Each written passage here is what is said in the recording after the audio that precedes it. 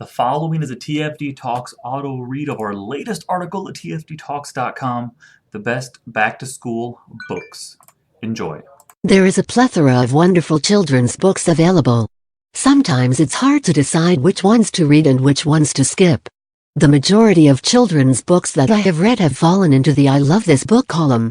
I have also read some children's books that I did not like, but they are definitely in the minority. These are some books that I read to my class every year at the beginning of the school year. Hopefully, you'll find some that you didn't know about and will love them too. Pete the Cat, Rocking in My School Shoes, by Eric Litwin and James Dean. This is always the first book that I read to my class.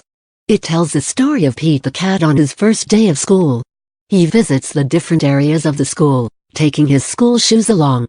After we read this book, a note falls out of the book from Pete. I wrote it and it tells the class to find him in the school.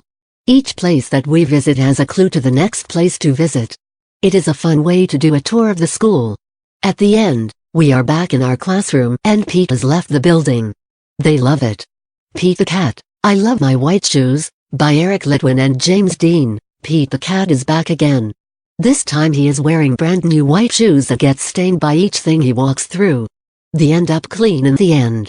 We then color in our own white shoes according to what the students say they walked through. Very easy beginning of the year project. Pete the Cat and His 4 Groovy Buttons, by Eric Litwin and James Dean. Yup, he's back. This time he has a coat with 4 buttons and he loses one at a time. Great introduction to subtraction. There are quite a few Pete the Cat books that I read throughout the year. The students love to listen to them because it's a familiar character and he gets into silly situations. You can't fail with any of the Pete the Cat books. Interrupting Chicken, by David Ezra Stein. This is a great book to read to introduce the concept of interrupting and how the group really misses out when anyone interrupts instead of raising their hand to speak. They love the little chicken because they may see a little of themselves in him. There are many activities to go along with this story, so give it a Google. There is a behavior program that I've tried in the past and it has been helpful, too. Elephant and Piggy Books, by Mo Willems. I hope that everyone knows about Elephant and Piggy books. If you don't, you have been missing out. The students absolutely love these books. They are all written in the form of a long comic with speech bubbles for all the characters. Even Pigeon, another series of Mo Willems books, makes cameo appearances. They are also great for beginning readers, because there are only a few words on each page. Be sure to get some of these. You will not be sorry. Click, Clack, Moo, Cows That Type, by Doreen Cronin, another series of books that, you guessed it, students love. This first book in the series is about unhappy cows who type a letter to the farmer to get electric blankets. Duck gets involved and chaos breaks out. This will grab your students' attention and can help with discussing conflict resolution. Giggle, Giggle, Quack, by Doreen Cronin. Duck is at it again and he is a sneaky one. Farmer Brown goes on vacation and leaves his brother in charge. Duck changes all the notes that the farmer wrote and silliness ensues. Another attention grabber. It also shows examples of letter writing. Duck for President, by Doreen Cronin. This a great book to read around election day. It shows how voting works with a funny storyline. In years of presidential elections, I usually do a vote in the classroom. I have the students vote for either Farmer Brown or Duck. They need to explain why one is a better choice than the other, and they have done a great job with it. Farmer Brown/Duck books, by Doreen Cronin. There are quite a few of these books, and they all follow the same storyline of Duck doing something to get himself in trouble. Somehow he always gets himself out of trouble. Another must-read series. Tacky the Penguin, by Helen Lester. Tacky is an odd bird, but a great bird to have around. That is the ending sentence of every one of these books. So silly and fun. I like to read these books at the beginning of the year because they grab the students' attention, and when you need a time filler for just a few minutes, they fit in perfectly. Add this to the must-read series list. Magic Treehouse series, by Mary Pope Osborne. These are the perfect series of chapter books to introduce to advanced kindergarten and first grade readers. You can read them aloud to the class or if students read them in literature circles. I'm not sure, but I think this series is now 30 books long, so you will not run out of titles to read. Also, They each take place in a historic period or an area of the world that has had an important occurrence. Some of the books also have a non-fiction research book that goes along with it for a deeper dive into the topics.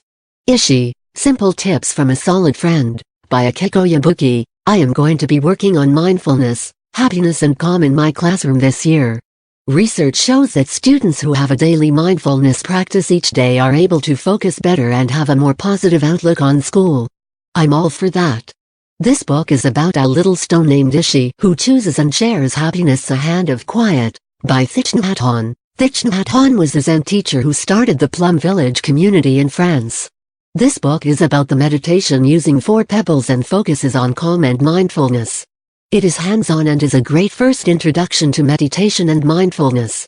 The Jelly Donut Difference, Sharing Kindness with the World, by Maria Dismonti. This is a story about kindness, caring and generosity. These are all things that we want to instill in our own children and students. Any book that spreads ideas of kindness are on my list of must-reads. You're Finally Here, by Melanie Watt. The rabbit in this story is so glad that your students are here, but he's not happy that he had to wait. Another engaging book that students will love. First Day Jitters, by Julia Danberg. Students may think that they are the only ones that get nervous about coming to school. They never think that their teacher would be nervous.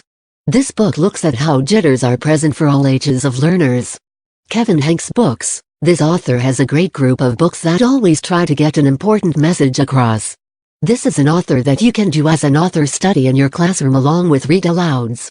Eric Carle Books. This iconic author-illustrator is a must for all early childhood classrooms.